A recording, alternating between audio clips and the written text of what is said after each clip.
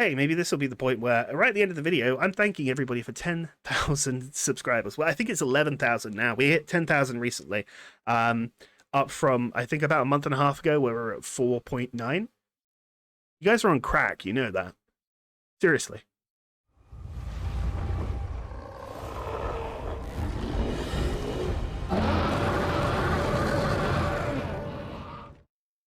What's good, fellas? It's Sarah. Hi, how you doing? Hopefully everybody's doing great. I thought I'd do something that hasn't been done ever before on the face of YouTube and make a video. I know. Crazy, groundbreaking stuff. But yeah, so today we're going to be doing a speedrun breakdown video. I've done a couple of these before for Magnamalo and Rathian back in Base Rise, and as you can probably tell, it's going to be a little bit more freeform, a little bit skipping over my words, you know, not as scripted, sort of on the rough side, so hopefully you enjoy it. But the main purpose of these is to sort of teach you something about what goes on in the speedrun that you may not be aware of, or just to give you an insight into the strats that myself, whilst not the best player in the world, I consider myself to be pretty good, so hopefully that can give you a bit of insight. The running question, as you can see, is Malzeno with Dragon Charge Blade. We're going to be going over sort of what goes into getting the most out of it, how much of it is luck, and one of the main reasons I wanted to cover this as well is not only are these fun for me, but one of the main comments I got on that speedrun video is people saying, oh, Charge Blade just looks like spamming one move over and over and over. And you're kind of right. You're kind of right. On the surface, it does look as though you spam counter peak or you spam guard point with full shells and SAED. And indeed, a proper run, you know, a decent run will make it look like that is the case. But there is a lot more that's going on behind the scenes to be able to sort of get those SAEDs out and to get that damage out to complete it in, as you can see, 3 minutes and 50 seconds. So we'll go over that, we'll go over the strats I've used, and I'll sort of explain my thought process behind it. So first things first, what I'd like to do is go over the set. I know we showed the set at the end, sort of spoilers or whatever. Not really, but it gives you an idea of what sort of works with the weapon, why I'm running what I'm running, and so on. So, Dragon Attack 5, that's a given. This is a dragon weapon. Malzeno is very weak to dragon. We want to run that. Guard 5 is there to reduce knockback and thus chip damage because of two other skills that I'm running on the set. It's there to basically ensure that when I'm not using counter peak performance, which is the silk bind where I put the shield in front of me and get all my shells back, and I'm using the normal guard morph, which I try to do as much as possible, it means that I'm not taking chip damage and I can always respond with an SAED. Rapid Morph, a lot of people do ask what Rapid Morph does for Charge Blade. It speeds up roughly about 50% of the animation when you're doing an SAD. I don't believe it impacts damage, but it is nice to have it. It can allow you to get an attack out where there may not be an opening. Weakness Exploit, of course, it's the best offensive skill that you can get for the least cost. Offensive Guard, because I'll be guarding a bunch, and Dereliction. Dereliction's the big boy here, so that gives us a massive raw and element increase depending on which scroll we use. For this, it will be an elemental and status increase, although we don't use status because we'll be using the red scroll. It does sap your health whilst you're using it, but the payoff for the amount of element that it gives you is pretty huge. Pretty big stuff, and if you can sort of bypass or play around the health drain, you'll be laughing. It'll almost be like it isn't there. That's one of the reasons that you do run Guard 5 on this set, because Dereliction might mean that you're ending up at 1 HP. So Guard 5 and reducing the amount of knockback and chip damage that you take means that even if you guard an attack, you may still die if you're at 1 HP through a successful guard. So that's why we run Guard 5. Resentment is just there as a byproduct of the armor, but it's extra raw. I believe, 10 extra raw when we've got red health. That just happens as part of the set. Nice and normal. And then Load Shells 2 is on there. Load Shells on Charge Blade allows us to restore 5 files when we charge up to yellow. So it basically speeds up the whole charging animation. It means you only need to do 1 charged sword attack and then 1 normal slash, and you can reload your shells back up to 5, which is great. We want to make sure we have 5 shells ready to go, or 5 files ready to go at all times against Malzeno to be able to respond with an SAED. Okay, next up we have Thunder Alignment 2. Doesn't matter, that's a byproduct because we are running Storm Soul on this set. The armor set that I'm using actually runs a couple of pieces of Nawa armor. All Mother Nawa with the Storm Soul buff. Now, what Storm Sword does is the main reason that a lot of people use it is to get it up to level 4 and 5 to get extra skills from the Ibushi and Nawa armors. And whilst that's very nice, Storm Sword at level 1, 2, and 3 gives 5%, 10%, and 15% to Dragon and Thunder attack at each level. So we're running this for an extra 10% Dragon. Very nice, and the fact that those armors do have good points in guard and a lot of and they've got level 2 slots now is very useful. So Storm Soul, I'm thinking it's a bit niche, but mostly because a lot of our damage is going to be being put into our files here is one of the reasons that we want to run it. Finally, we're running Chain Crit 2 to be able to properly min-max the amount of element that you get with successive attacks, really just squeeze the last drops of dragon damage that we can out of this thing. I think when I was looking at the status screen, the Charge Blade was hitting around about 110 dragon element when everything was up, something crazy like that. So yeah, definitely worth your time. Finally, Bloodright. We've got Bloodright on this set, which is very useful because that restores your health whenever you attack broken parts, which happens quite early on in the Malzeno fight. So with that, with Bloodright, it means that you've got that little bit of extra safety buffer with Dereliction. Normally, if I'm running a Dereliction set, I prefer to run Bloodlust, because you do get a heal if you don't get hit once you recover from the Frenzy, but Bloodright makes things just a little bit safer in case I get caught short. Of course, still having Guard 5 up there is still kind of, I would say necessary actually, because it allows you to respond to basically everything that Miles throws at you, and it's something that you really sort of always want. So that's the set, just sort of rapid fire going through those skills whilst we're sort of breaking this down. It's important to know exactly what the point of every skill on this set is to understand why it works, and that's the big thing about these speedrun breakdowns, right? It's not, oh, I should be doing this, this is how you're supposed to do it. It's just understanding why I'm doing it. There's a lot of people out there who I believe have faster times than me who might not be using Storm Sword. You know, it's still early days. I might be making the wrong set. I might be making the right set, but playing it, you know, not as well as others. There's a lot of things that go into this, but this is the reason why I bought this set here today, and just to sort of explain the reasoning behind it. Artillery is just on there as a byproduct of Nawa armor and part breakers, whatever. Helps, but not necessary. Okay, so that's the set. We're going to go over a couple of housekeeping things first, and then we will go right into the run, sort of explain what we want to do and the reasons why I'm sort of doing what I'm doing. I'm over here now just to show off the Dangos. Very, very super quick explanation for this. Dango weakened at level 4. The way that it works is that there are 5, that's 10, but 5 HP rolls for each monster. You have the high one, the medium high, the medium low, and the low. What Dango Weakener does, if you get it activated at level 4 using the skewers at the canteen, basically means that you only have 2 HP rolls available to you, the lowest and the medium lowest. Think of it like a steak. Much like a proper person would, you'd only want to have one that's rare or medium rare. You don't want to have medium, medium well, or well done. Or if you have that kind of stuff, comment down below how you'd like your steak. Engagement, algorithm, bug. Next is the Super Recovery Dango. That just gives us a passive health recovery, again mitigating Dereliction because, you know, I think it's a bit of overkill, but I did have this as just sort of a standard set. Just allows me to, you know, maybe make the odd mistake or get grazed by an attack and recover fairly easily from it. And then, of course, Booster, just a flat damage increase for 10 minutes, and most speedruns won't be going over that time. And if they do, what the hell are you fighting, basically? That's the reasons for those Dangos. That's the reason why. If I hit play for a little bit here, I think we'll show off the armor sets for those curious. So the Valstrax Charge Blade using the anti-aerial rampage decoration, which does affect Elder Dragons, anything with wings basically, and a couple of... Nope, sorry, I was thinking of a different one. Anything with wings, anti-aerial, bring it. Then Nawa's Pure Helm, Malzeno's Chest, the Archfiend Arms, the Nawa Waist, the Archfiend Legs, the Demon Petal Ace, and then the Talisman. So the Talisman, let's cards on the table here. The Talisman is a modded in Talisman, of course. The rates, at least in base rise, were absolutely horrific. This is not a Talisman you can expect to get after a reasonable amount of time playing. It's a Talisman a lot of people may never see. It is legal within the game. When you add in talismans, they do get deleted if they're not within the legal parameters. So this is technically possible. Yes, I understand that a lot of people do have feelings against that, but that's how I did things back in Base Rise. Cards on the table, completely 100%. I'm not going to be sitting around waiting for the God Talisman to come across. I will, however, and I was thinking about this today, in future runs, be sort of toning down the talismans that I use to make them a bit more realistic. Maybe something like Weakness Exploit 2 with 1 level 2 slot. A talisman a lot more people can easily attain. I think that might be in the best interest of myself to maybe not rely on having so many skills on a talisman and to make a couple more creative sets. But hands up, completely honest, modded in talisman.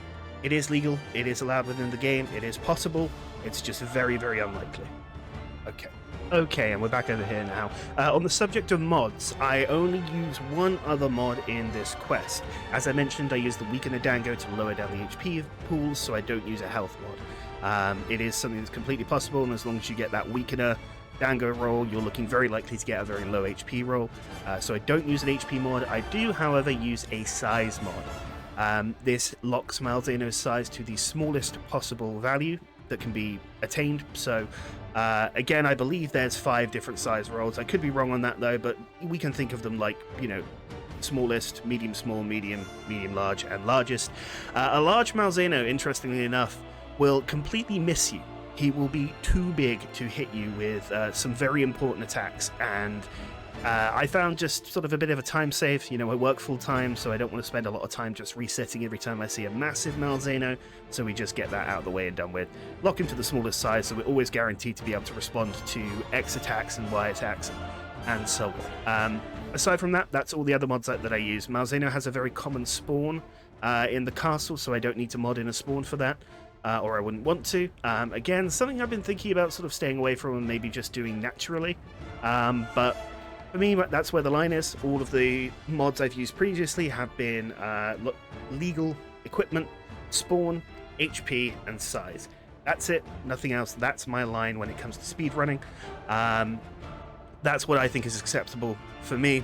Other people may think more mods are acceptable, other people may think less. I think it is a case of personal preference. But that's how I roll. That's how I do it. Alright, so enough talking. Let's actually get into the run here and talk about what we're doing. Basically, as you can imagine, this whole thing is just a ploy to get as many SADs out as possible. Don't get hit and kill the monster, right? I mean, that's what the whole game is about, isn't it? So let's get started.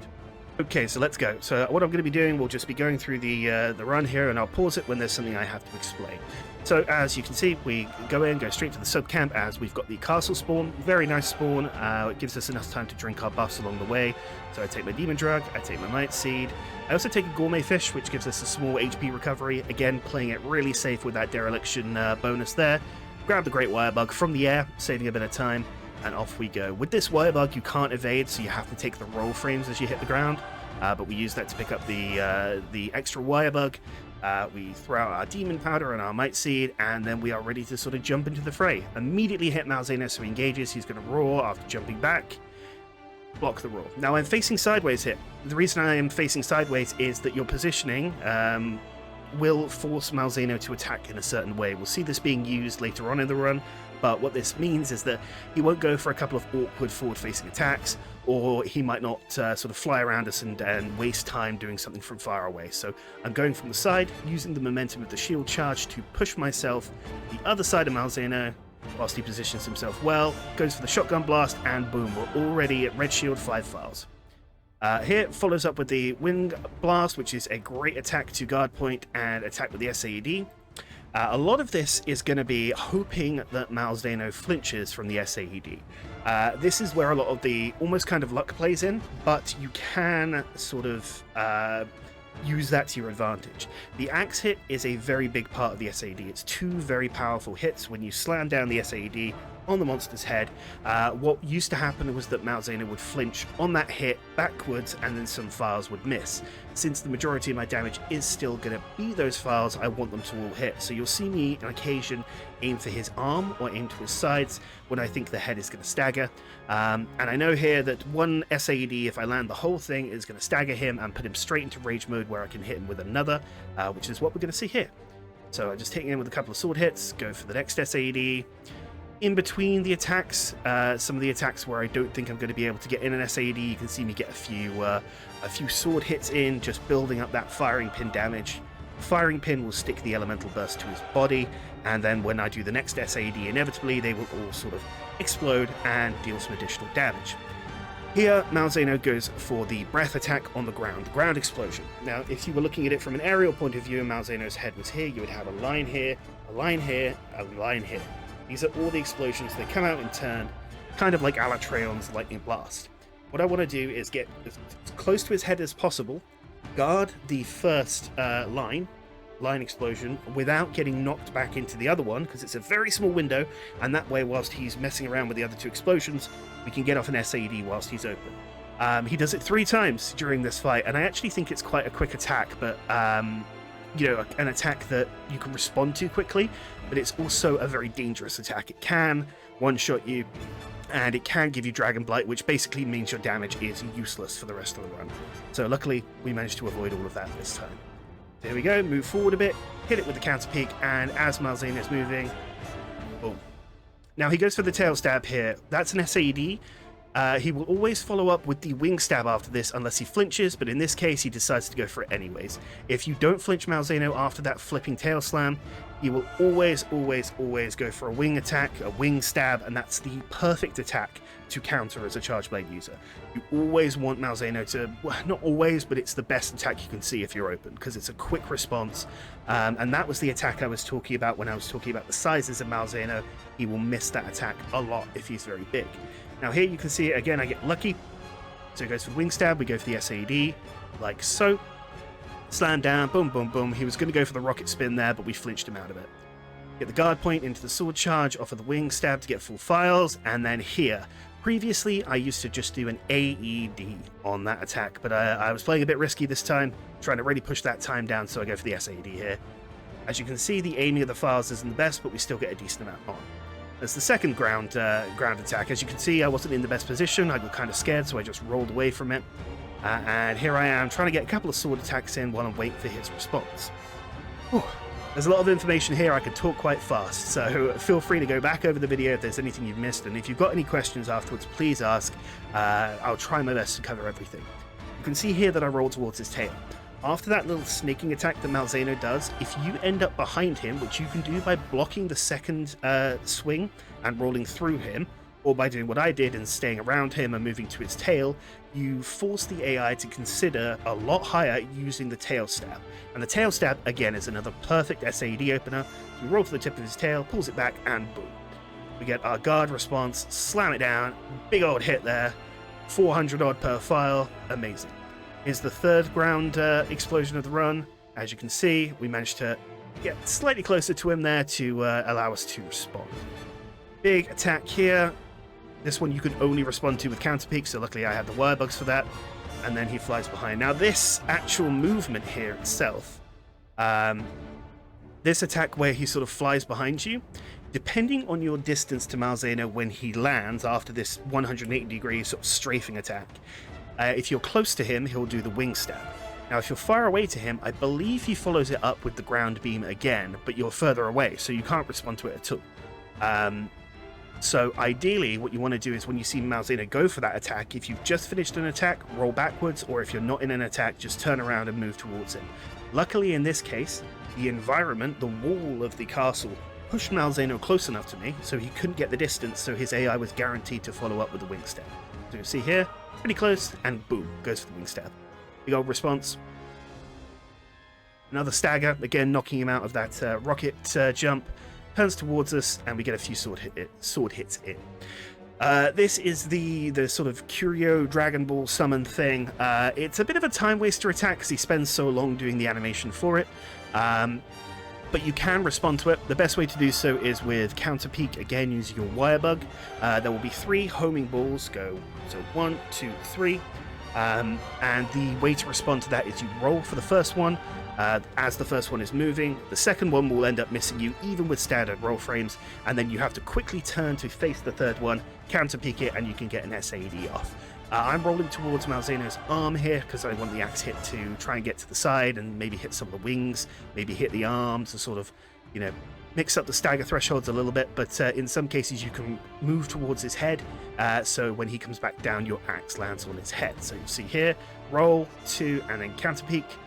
Aiming for that arm, so he does that big roar afterwards, he opens, and we get 4 of our files out. So movement there, Malzeno comes down for a slam, follow it up with the SAD. Nice and simple, that one. That flinch was huge. He flinches backwards into the files. Those probably wouldn't have all landed if he didn't flinch, so that was actually quite fortunate there. This is where some of the luck comes into play. Another raw into rage mode. Easy response for that one. Big old slam, and again knocking him out of that rocket attack. Sometimes you just get caught by it and then it's game over. So here we go, third time. And you can see I've now positioned myself to be at the head to land that big hit. And then these files catching onto the tail. Alright, it's Morbin time. So he goes into his vampire mode. He doesn't take as long in the air when he does that roar, so your only option is to counter peek into charged sword. He can follow up with, I believe, I want to say it's one of 3 different attacks. When he goes into this mode, he'll always do a teleport attack.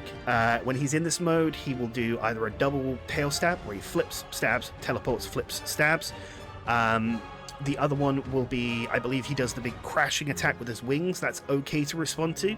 And the other one is the tail stab that we showed off earlier. You know, nice big opening. He doesn't double up on that one. It's a very quick attack, and I get very lucky here. Boom, teleports behind me. Nothing personnel, kid, and I smack him in the face with a big old SAD. We're hitting 501 per file, by the way. Yeah, very, very nice. This attack, this big old, I almost said meat spinner. This big old spinning attack has 2 hitboxes, the wings and the tail. The tail is the bigger of the hitbox. It's got quite high knockback, but the wing covers a shorter distance. So what I do is I move out of the way of the wing here, but I position myself to be ready to counter the tail. So move a little bit out, put the counter peek, go into sword mode, and boom, he's now rideable.